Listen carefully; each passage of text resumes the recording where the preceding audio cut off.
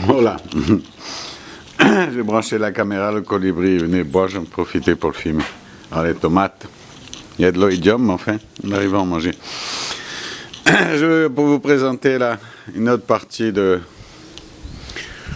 mes abeilles. Et ici on a les trigones avec les jataïs. Ah. Je ne sais pas si on voit à contre-jour. Jataïs. Là c'est une caisse que j'ai mis à côté aussi pour qu'elle rentre. Hein. Il y a beaucoup de facilité. Bien qu'on est en plein hiver, hein, normalement c'est plutôt l'été et tout ça. Ici aussi c'est une caisse vide pour prendre n'importe quelle abeille qui pourrait sortir. Et que souvent ces abeilles, si elles ont une place à côté, assis, et comme elles envoient ici des éclaireurs assis qui regardent l'endroit, si elles peuvent faire le nid ou non et tout ça,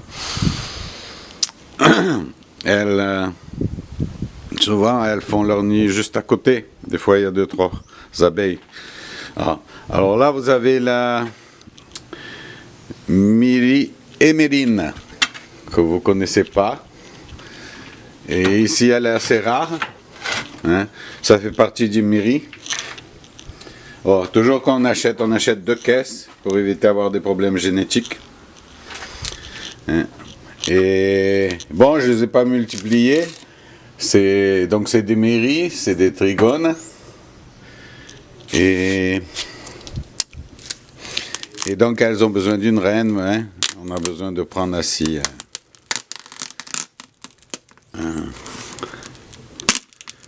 Comment dire en français? Aïe aïe aïe.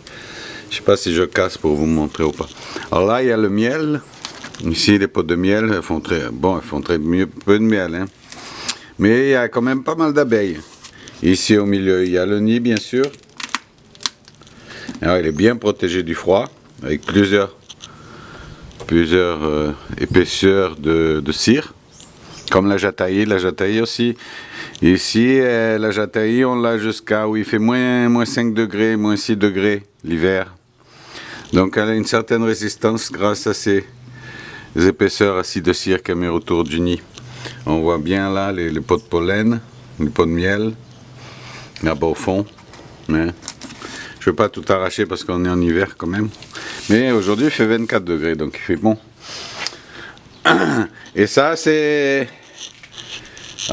elle est toute petite, elle travaille bien, enfin c'est plus une abeille pour collection. Donc j'ai 2 caisses, j'ai les caisses de mandouri normale, qui est celle-ci, qui est une double de caisse aussi, parce que la mandouri elle aime bien être au chaud.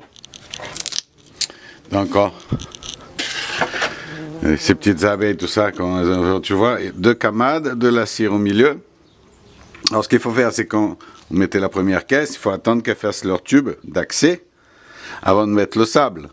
Et même comme ça, ici, j'ai pas mis tellement de sable. Parce que sinon, le sable lui bouge tout et elles ne peuvent pas sortir. Ah ouais. Il n'y a pas, elle a la bouchée ici. Il n'y a pas un excédent de miel, parce que s'il y aurait un excédent de miel, il y aurait du miel ici en haut, dans cette partie-là. Et voilà, ça c'est le système de double caisse pour être bien protégé du froid. Et ici au sud, la région, il fait moins 5, même près de la mer, quand on va plus au sud du Brésil. Plus on va au sud du Brésil, plus on se rapproche de l'Argentine, et plus il fait froid. Et là, j'ai ma collection. J'en ai 2, mais j'en ai encore 2 au garage.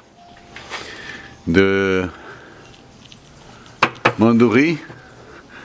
Mandouri qui n'a même pas un nom scientifique parce qu'elle n'est pas encore connue. Elle s'appelle Mandouri guaraipigne. Guaraipigne parce qu'on a une abeille qui s'appelle la guaraipe. Et il va falloir que je mette un autre nom. Et cette guaraipe, elle fait son nid et la reine elle pond toujours sur le nid. Le nid a plusieurs étages.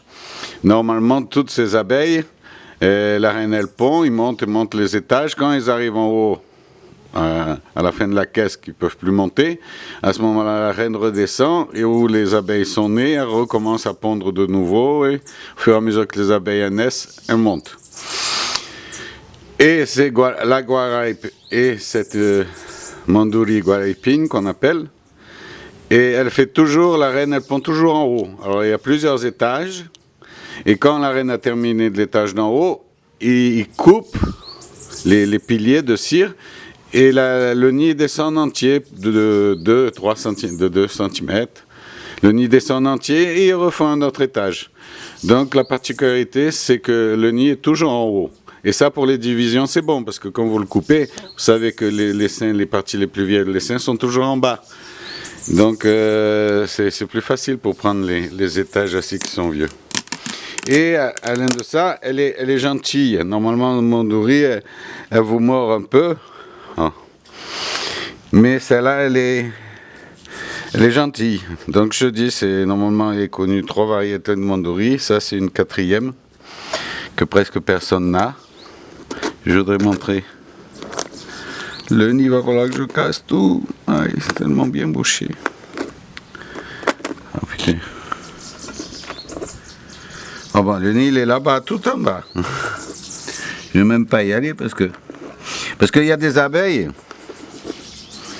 Souvent ici, il va falloir toujours bouche. Quelle merde, alors je n'ai pas dû toucher. Il y a des abeilles qui... Vous voyez, elle ne monte pas ça là.